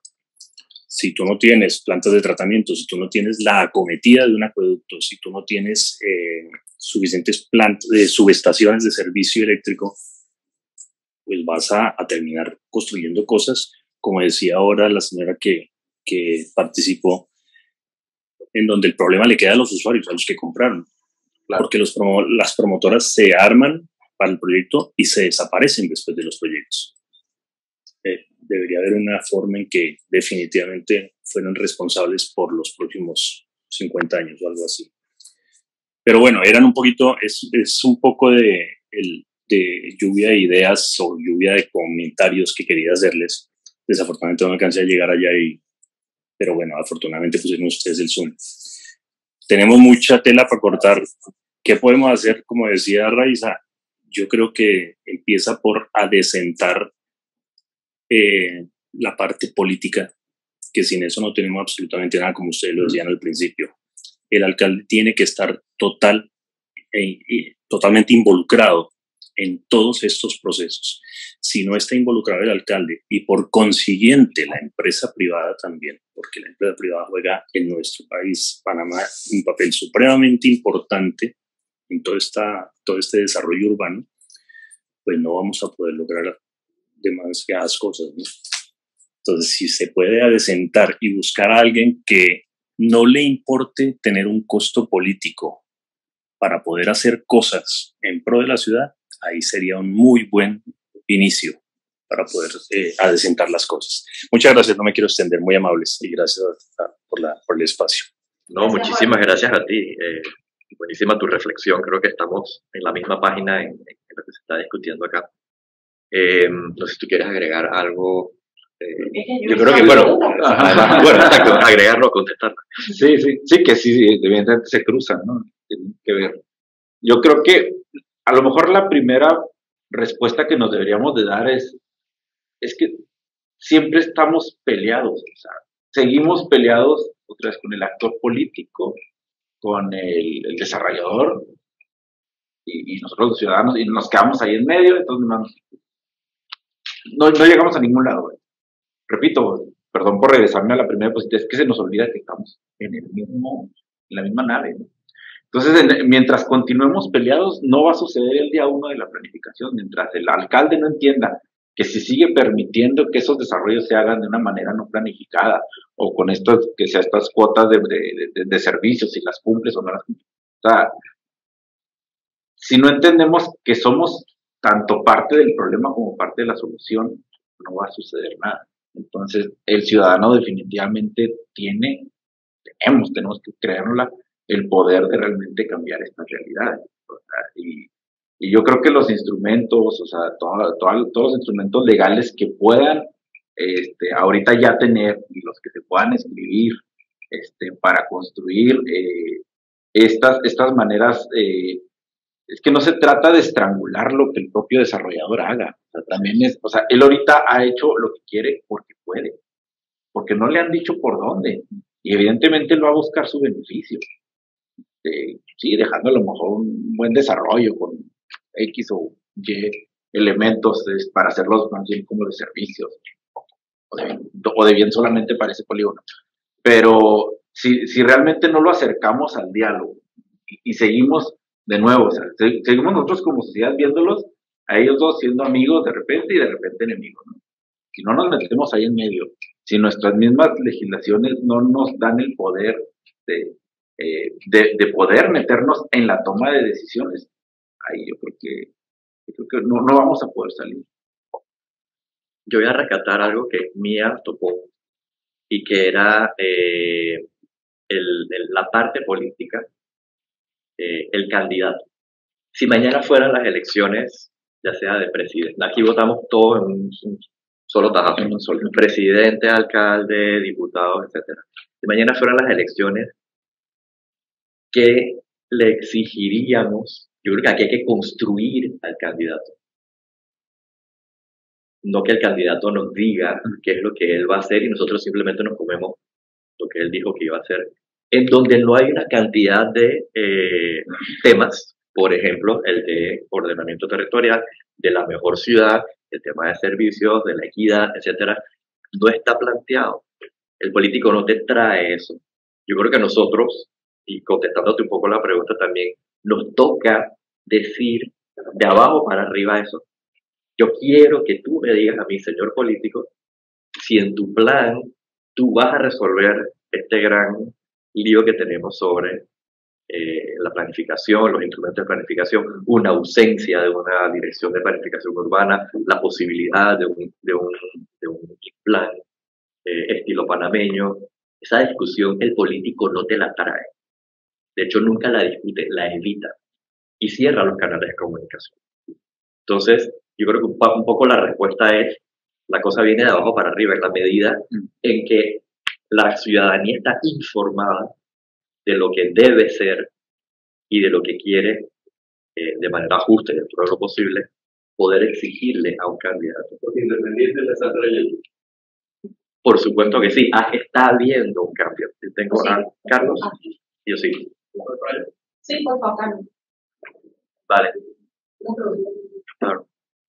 Yo quería ir con lo que había hecho el arquitecto Uribe, específicamente con que somos muy neoliberales.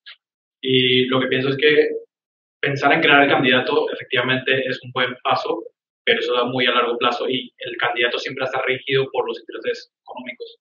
Somos un país, o sea, una ciudad-país que depende mucho de los intereses económicos. Entonces, la parte de informar debe ser de una manera en la que se le genera presión como demanda al inversionista, al desarrollador, tanto él que tenga que buscar innovar la manera como desarrolla proyectos. Que él después sea el que le genera presión política al político. Porque son dos maneras de ir. O hacemos el candidato que va a demorar mucho tiempo y de pronto son independientes de que el día de mañana va a caer por los intereses económicos, o se le genera o se informa al consumidor de qué es lo que le tiene que exigir a la empresa privada. Porque entonces el inversionista queda, o el desarrollador queda con un proyecto que no puede vender y tiene que cambiar e innovar el proyecto. Entonces esa es la que yo creo que la manera en la que podemos usar las redes sociales para informar al consumidor de lo que tiene que tener cada proyecto. Es decir, qué infraestructura tiene que tener, qué amenidades tiene que tener. Y entonces el inversionista no va a quedar con otra cosa que simplemente innovar la manera en que desarrolla proyectos. Y tocarle la puerta al político y decirle, ¿por qué no tengo metro acá? ¿Por qué no tengo hospitales acá? ¿Por qué no tengo hospitales acá? Entonces ahí usamos el poder que tiene la empresa privada. Usemos la manera de pensar neoliberal del país a nuestro favor en vez de nuestro favor. Genial. Sí. Bueno, yo lo que sí he visto es que hay un pacto bicentenario que, aunque no está tan directamente relacionado con la planificación urbana, sí ahí se podía ver la necesidad que tenía el país de la infraestructura. O sea, esa clase de instrumentos sí que era un instrumento de investigación y de consulta ciudadana para todo el país. Y bueno, todavía el día de hoy sigue siendo muy válido, pero que no ha sido muy utilizado. Entonces sí han existido y existen estos medios, pero creo que lo que queda es poder utilizarlos mejor. Y la otra cosa que me queda era de que estos instrumentos, como decías, cómo es la interacción y exigirle más. Y yo me quedo también pensando desde el punto de vista ciudadano, que no tengo la parte académica de planificación y arquitectura, es que yo le digo a la gente, mira, es que si vas a comprar una casa, primero revisa Google Maps si te enterraron o haz una inspección para que no haya ríos que pasan por debajo de cada barriada. Y ha sucedido muchísimo y he tenido la experiencia de ver cómo hay cantidad de barriadas donde esconden los ríos. Y ese es un peligro. Y creo que también, no solamente un peligro, también un riesgo a la inversión y a todo lo que es el ciudadano. ¿Y quién lo sabe? Después que compraste, que te enteraste de que hay un río ahí abajo. ¿Y cómo haces? Entonces, hagan una inspección, yo le digo como ciudadano, hagan una inspección, ya sea con Google Maps, física y de todo lo demás para saber cómo está ese río, si ha cumplido y cumple, y a esa también constructora preguntarle si hay ríos abajo y por dónde ocurren, dónde está, porque hay una cantidad de ríos pequeñitos que no aparecen también en Google Maps, pero que están allí, así que dense cuenta dónde están, y eso es un gran temor y un gran riesgo que tenemos. También hay que decirle a las instituciones que usen Google Maps a veces. Claro. Porque allá hay cosas. Mía. No, yo no quiero decir que todo es tratado, o sea, Raiza ya es la segunda que nos rimos, ¿qué pasa con ustedes? No, Sí. no, también exigente. Es la segunda vez que nos reunimos en este espacio y desde diferentes puntos tenemos la misma preocupación, que no nos podemos quedar con el brazo cruzado, que hay que hacer algo, porque creo que es lo que hay que hacer. Sí. Ya sabemos qué es lo que hay que hacer, pero hay problemas que vienen desde la historia, Álvaro, que son problemas ya que existen y que es difícil de trabajar con ellos. Tenemos factores que ya hemos dicho, y como mi colega también, exactamente recalcando ese tema, que hay que aprender a hablar los diferentes lenguajes para convencerlos, para forzarlos. Eso es lo más importante al final del día. Y hay que concretar, o sea, mi pregunta concreta era, ok, por ejemplo, un sector privado, el poder adquisitivo de Panamá, que es 1%, no sé cuánto es nada, al final del día, lamentablemente, las políticas públicas del gobierno y el sector privado Es una sola cosa. Entonces, lamentablemente se ponen las políticas públicas, pero llega al sector privado y hace lo que le da la gana, lo mismo que pasó históricamente, lo plantea Álvaro. Entonces, está en nosotros pensar y concretar qué se necesita para convencer o para forzar al sector privado algo que sea para ellos beneficioso lo suficientemente para poder hacer de alguna forma que ellos construyan de forma responsable, desarrollen de forma responsable. ¿Para qué? Para que también de alguna forma el gobierno, de la forma que se concretan y que se hagan las políticas públicas que construyen un país, vayan de la mano también con el sector privado, que no se dañe una cosa con la otra. ¿Cómo convencemos a la sociedad civil? Pues aquí en Panamá, las juntas comunales y esos talleres, yo particularmente en mi vida he ido a uno, pero escucho a todos mis colegas que son un desastre, porque no hay una población informada. Lamentablemente, entonces vamos y se quejan de que se me rompió la uña, de que se me rellenó esto. Lamentablemente no saben ni lo que quieren. Es muy superficial. Entonces, ¿cómo los educamos en que se aburran, en que se estén durmiendo cuando les estamos informando? O sea, aquí yo he visto que está todo el mundo súper atento. No presentaste en el proyecto, presentaste imágenes, o sea, presentaste texto, pero aquí está, lo que están aquí creo que quieren estar aquí. Entonces, es eso, o sea, pienso que tú estás preguntando qué hacemos, tenemos que hacer algo, pues tenemos que hacer algo. Aquí estamos en que podemos quizás construir ese tipo de elementos necesarios para cada sector, ¿qué es lo que tienen que hacer? Los políticos, o sea, ahí vamos a estar con Juan Diego haciendo un anteproyecto de ley. Eso es lo que hay que hacer. O sea, al final todo se logra a partir de las políticas públicas de la gobernanza. Pero ¿cómo logramos hacer que eso se implante, que se haga, que se ejecute ahorita apenas? Acabas de decir tú que el año pasado fue que exacto. Entonces es lamentable que está la intención, pero que no se... O sea, tengo a un estudiante que quiero que intervenga. Sí, claro. Y cerramos. Por supuesto que hay que darle el paso a ver. Bueno. Técnicamente, escuchando todo, la verdad que me instruí bastante, me deja mucho que pensar a futuro. Quedan preguntas con problemáticas actuales, las respuestas son muy difíciles de formular, creo. O sea, no está en el aire, pero va a tomar mucho trabajo. Lo veo a futuro, veo como que me veo en un futuro, tal vez integrándome de alguna manera, pero la respuesta está demasiado disipada, está demasiado difícil ver cosecha, dar frutos a esa cosecha. Otra cosa que quería como que plantear era de que nos concentramos un poco demasiado aquí en la ciudad. Y creo que si vemos lo que somos, lo que hacemos para cambiar lo que somos, creo que dar el ejemplo es una manera. Creo que tampoco tenemos que enfocarnos tanto en la ciudad cuando podemos dar el ejemplo en Panamá. O sea, Panamá no es solo la ciudad, Panamá son todas las provincias. Y creo que dando un ejemplo por allá, puedes demostrar que se pueden hacer las cosas. Creo que con esos talleres, integrando los talleres, tanto se ejecutan no solo en la ciudad, los talleres en otras provincias, que la gente vea o que aprenda, que le pueda enseñar por lo menos a la capital cómo se hacen las cosas, puede ser una manera. Es una buena. Sí. Gracias. Gracias a ti. Sí. Bueno, ante todo agradecerles cada uno de sus aportes y sus preguntas. Particularmente da mucha satisfacción que haya sido de un estudiante la última observación, y yo quiero con esto responder algo de lo que planteó Mía y lo que todos tenemos en la mente de qué hacer. Yo le preguntaba a Javier, como desde su visión y plan, cómo empezar, ¿no?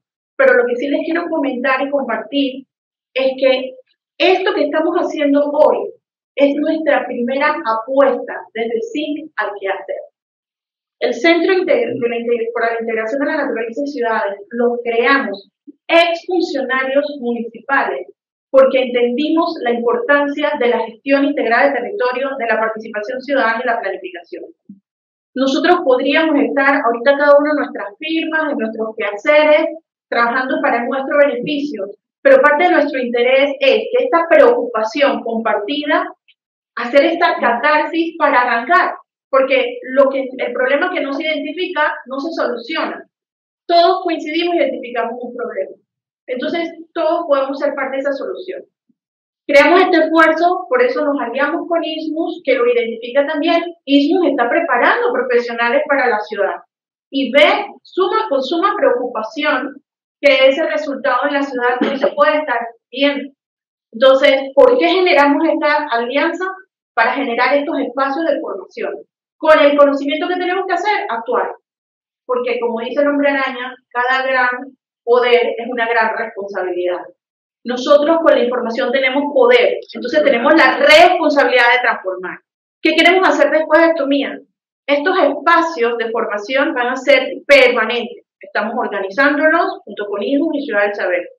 Van a haber capacitaciones, pero van a haber también acciones. Sí, ha estado tocando puertas de gobiernos municipales a nivel de Chiriquí, a nivel de juntas comunales en la ciudad, porque lo que queremos es llevar esto a la gestión. Es un proceso, pero porque hemos buscado aliados como David Tapia, Pentagrama, a todos ustedes. Es para lograr ser una fuerza común para avanzar. Porque queremos que la academia se nos sume, no solo ISMUS, porque necesitamos seguir capacitando a los estudiantes a pensar no solo en arquitectura, sino pensar que esta arquitectura es para la ciudad. O sea, entonces, para nosotros como ciudadanos, este es nuestro granito de arena para dar este primer paso. Y lo que estamos buscando es aliados. A los estudiantes, hacer pasantía. Exacto. Al 100%. A los profesionales, que más allá de las firmas, lo decíamos anoche, la arquitectura es un espacio de mucha individualidad. Muchas veces somos como islas dentro de la ciudad y queremos dejar de ser islas para articularnos e impulsar este esfuerzo. Y como coincidimos con Carlos, hay una parte por la parte política y esto es un buen momento, vienen las elecciones y hay que generar esta agenda electoral. Pero por la parte social, profesional, nosotros tenemos contactos, tenemos espacios de trabajo, tenemos colegas, clientes, tenemos que generar esto sin miedo y frentearlo, porque los arquitectos a veces somos temerosos de ser muy ruidosos y entonces perder clientela, ¿no? Tenemos que ser disruptivos. Claro. Y otras profesiones sumarse. Aquí hay una abogada. Este salón, en una próxima vuelta, 2. Sí, colega. La próxima vez tiene que estar de mitad de abogados, porque los abogados son los que también hacen jurisprudencia sobre la ciudad. Yo quería concluir con esto, pero no sé, Álvaro. Pero tienes que decirlo para que te escuchen mejor. Es que aquí tanto zinc al pan. Que como están hablando del centro este y de lo de hacer, yo sé que ustedes cuando estaban en el municipio sacaron una resolución sobre construcción de mejoras. Sí. Que nunca se usó. Sí. Esa es la única ley que nosotros tenemos que tiene alguna fuerza. Es una ley del 53 que está en el Ministerio de Obras Públicas. Sí. Y que permite hacer obras públicas con cargo a las propiedades que toca y que benefician. Se llama contribución de mejoras por valorización.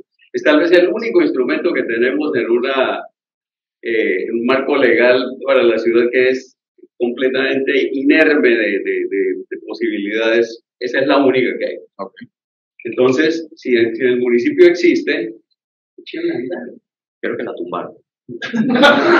Bueno, vuelvanla a hacer, porque eso es una resolución, porque hay una ley, y la ley no la pueden tumbar. La ley existe como un paraguas nacional que permite ir a todas las ciudades y, como decía el compañero, no quedarse aquí en la ciudad de Panamá, sino trabajar en otras partes. Y lo que yo he visto es que se está privatizando la contribución de mejoras con promotores que dicen a los vecinos, pónganme algo y yo les arreglo la acera. Sí. Es eso. Estamos privatizando las plantas de tratamiento, los parques, las calles. Es decir, el neoliberalismo a tope, ¿ok? Yo no sé cómo se puede revertir eso, la verdad. Porque aquí hay un promotor inmobiliario que dice, a mí no me va bien con los gobiernos me va bien conmigo. Sí, total. Sí, pero bueno, yo quería decir algo muy breve. Pero yo quería... Esto va a sonar un poquito feo, pero todos estos promotores se van a morir. O sea, esto va a pasar. Porque es que toda la vida tiene un ciclo, ¿no? Es así. Entonces, por ejemplo, yo no puedo pretender que yo voy a estar en 10, 15 años, no sé qué, o sea, de los promotores. Bueno, pero es que se multiplican. Arquitecto, con mucho amor te lo voy a decir. Las personas jóvenes, ¿qué es la juventud?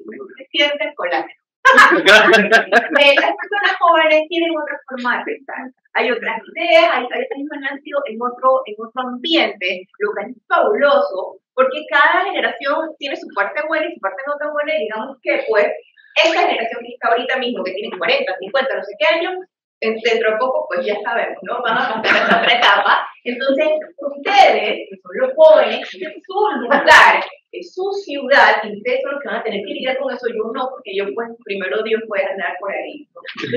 Paseando, que sé yo, sea jubilada, como debe ser.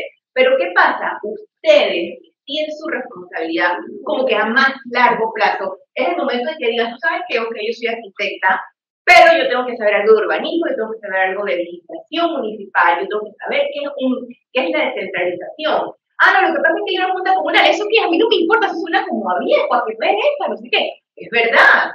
Nosotros la pasada tuvimos una actividad aquí y pusimos DJ, hicieron graffiti, no sé qué, y el ambiente estaba todo pretty, pero estábamos hablando de un tema serio, pues estábamos hablando de política, ajá. Entonces estábamos hablando de política y lo importante es que los niños que tienen 5, 6, 7 años ya sepan de política, porque no, si agarran un celular y lo disparan. Streaming, no sé qué, cosas que yo ni sé que existen, los peladitos lo saben, entonces perfectamente pueden saber temas políticos. Así que yo lo que quiero decirles es que suena feo, pero es un problema, o sea, es como que, ¿cómo te digo? O sea, es algo que ya lo tienen allí. Qué pena, entonces, bueno. Relevo. Ya, estamos cerrando, pero para cerrar. Historia habla de Eso es bueno, ¿no? Quisiera, por supuesto. con lo que ha planteado yo Dalí, y lo que planteó también el estudiante que habló al final. Y es una pregunta que yo digo, es una preocupación que yo tengo. Ustedes están estudiando arquitectura, ¿para qué? O sea, porque no tienen trabajo, todos los que han estudiado planificación o los que les gusta. Yo en los últimos, no sé, 5 años que he estado haciendo asesor en la Universidad de Panamá y aquí he podido venir a ser jurado, yo he visto una cantidad de proyectos de urbanismo espectaculares, o sea, proyectos que realmente, si se presentan a un alcalde o a una persona que interesada en hacer, no solo en Panamá, fuera, pero en verdad eso no va a pasar, o sea, eso va a quedar ahí guardado, cogiendo polvo, no va a suceder. Entonces, yo creo que sería interesante buscar la forma en que a través de las facultades de arquitectura se pudiese presionar a los gobiernos locales para no solo intervenir de manera de planificación o urbanísticamente sobre el territorio de Ciudad de Panamá, sino sobre las otras ciudades. O sea, todas las demás ciudades del país están replicando el modelo fracasado de Panamá. O sea, donde vayas, todas vas a encontrar, en la vía principal te vas a encontrar carros sobre la servidumbre, carros sobre la acera. O sea, han repetido el mismo modelo. Eso es lo que hay que evitar. Y exactamente, entonces, yo creo que los estudiantes de arquitectura y los jóvenes profesionales pueden agarrar ese nicho y quizás hacer, no sé, quizás hacer obligatorio tener una dirección de planificación urbana en los demás municipios y que esa junta de planificación urbana tenga la obligación de llevar estudiantes de arquitectura de sus últimos años para que apliquen, porque ¿para qué hacer una tesis o un trabajo de graduación que no sirve para nada? O sea, yo me abogaría por eso, por una cosa obligatoria. O sea, tú quieres graduarte como planificador, quieres hacer urbanismo, tienes que hacerlo en las zonas que lo necesitan. O sea, no sé cómo se puede hacer eso, pero ese sería el qué hacer. O sea, ¿cómo podemos hacer? De acuerdo. Esta fiesta se organiza. Vamos a cerrar porque ya creo que nos pasamos un poquito. No, pero sí, bueno, finalmente cierro yo agradecerle infinitamente a Javier. Te hemos secuestrado, se le está dando clases acá, pero esto que nos has compartido hoy, estas reflexiones, desde casi lo existencial hasta el código de uso del suelo de la esquina, y llevarnos a través de estas reflexiones ha sido muy importante, porque nos hace generar referentes. Hay cosas que son incomparables, definitivamente, son realidades diferentes, pero nos llevan al concepto. Al final, sí hay que practicar. Normalmente, yo también doy clases y mis alumnos me dicen, pero profesor, ¿cómo así que a mí el Estado, a través del gobierno, me dice lo que puedo y no puedo hacer en mi tierra. Sí, lo hace y tiene la responsabilidad de hacerlo. Porque hay que planificar, porque los recursos son limitados. Y porque todos tenemos que llevar esta fiesta armónicamente. Y no la estamos llevando. Estamos haciendo la anticiudad. El resultado final de los instrumentos que tenemos, con todas estas reflexiones que hemos hecho, es una ciudad que no está funcionando, o ciudades que no están funcionando, o territorios que no están funcionando. Entonces, nuevamente, muchísimas gracias por llevarnos a esto, por ayudarnos a reflexionar esto. Muchísimas gracias a los estudiantes, a los profesionales que están con nosotros, a ISU, por darnos este espacio. Y vamos a seguir en estos conversatorios. Queremos más catarsis, queremos más revolver esa olla, queremos más que salgan ideas y luego aplicarlas. Así que muchísimas gracias a todos. Este es el momento que no entramos certificados, se nos olvidó, pero igualmente. Pues, no quiero quedarnos hablando de esto, sino todas estas ideas, recogerlas para empezar a impulsarlas. Todo lo que ustedes tengan como propuesta va a ser bienvenido y nos comprometemos a impulsarlo. Gracias. Tienen el Instagram para que... Sí. Agradecerle a arquitecta Ámbar. Bueno, para mí ya era su asesor de tesis. Así que yo me dejo decirle arquitecta a Ámbar. Es su asesor de tesis, me dio licencia para decirte arquitecta. Ella no solamente es arquitecta, sino que trabaja en el despacho de Juan Diego Vázquez, emitimos la invitación. Y es un diputado preocupado por estos temas de ciudad y está aquí también para ver cómo mejoramos estas normas que nos permitan planificar. Algo como de parte de la comisión vamos, que yo tengo todos los montaditos ahí. Yo, bueno, de hecho mía, ellos están invitados al COCO, ya está el 7 de noviembre, van a presentar el COCO, porque sí, es verdad que, bueno, yo no soy todavía maestra de nada de urbanismo, pero cuando agarro los candidatos nos juntamos y gracias a Dios yo creo que a la voluntad de ellos, que se interesen en el tema, así que cualquier que quieran apoyar, a los candidatos que quieran dar información, porque, bueno, hay gente afuera de la base que también son súper cool, pero a esos son los que hay que monitorar, hay que darles, escribirles, preguntarles a Serena, necesitas más Francisco, preguntarles a otro, y necesitas ayuda, preguntarles y darles un café para que te escuchen, porque en verdad a veces tenemos nosotros la información y no somos capaces como de dársela a ellos. Y en verdad creemos que la saben. Que lo saben, y en verdad no lo saben. Pero es horrible hacer política, ¿verdad? Pero hay y en verdad voy a salir de ahí y poder como contarte las experiencias y enseñar, pero por ahora creo que es como Esos son los procesos que queremos promover, activar, apoyar. Lo que dice el caldo de cultivo. De COCO el 17 de noviembre va a ser en la manzana, los invitamos a todos. Va a hablar Álvaro, estamos combinando justamente, o sea, como arquitectura, pero arquitectura está relacionado con todo y todo está relacionado con arquitectura. Hay 6 ponencias y estamos combinando 5 como profesiones en un solo contenido, porque queremos hablar del diálogo de la arquitectura a través de ese lenguaje. Arquitectura, urbanismo, política, está el factor cultural también, está el factor de la revitalización urbana, la comunidad. Entonces, es un espacio abierto, algunos lo conocen, algunos no, pero vayan, es gratuito. Y la idea es hablar sobre el tema de agricultura urbana, el valor agregado del desarrollo sostenible. Va a estar Álvaro hablando, va a estar Casey, que es el factor privado, es un desarrollista, sostenible y preocupado por tratar de hacer las cosas bien hasta cierto punto. Juan Diego Vázquez y Ámbar, me parece una arquitecta y Juan Diego un político y está trabajando en un anteproyecto de ley de urbanismo. Está el urbanista y el historiador Álvaro Uribe. Entonces, todos vamos a hablar, hay arquitectura también, o sea, nosotros vamos a hablar sobre la arquitectura transversal, manifiesto de la arquitectura transversal, de cómo la arquitectura se convierte en un artefacto que cambia, o que se tenga. Entonces, va a ser muy interesante porque justamente lo que estamos hablando, de cómo cambiamos un poquito las cosas de forma orgánica, uniendo todo este esfuerzo que al final la arquitectura no es solamente lo que hemos visto siglos atrás, sino que la arquitectura es todo esto, igual que el urbanismo, se integra con el urbanismo. Y ese espacio es importante que todos estemos, porque ya han pasado cosas a partir de este espacio, a partir de Y pienso que, como dice Amba, o sea, no podemos esperar sentar en una mesa y escribir todo.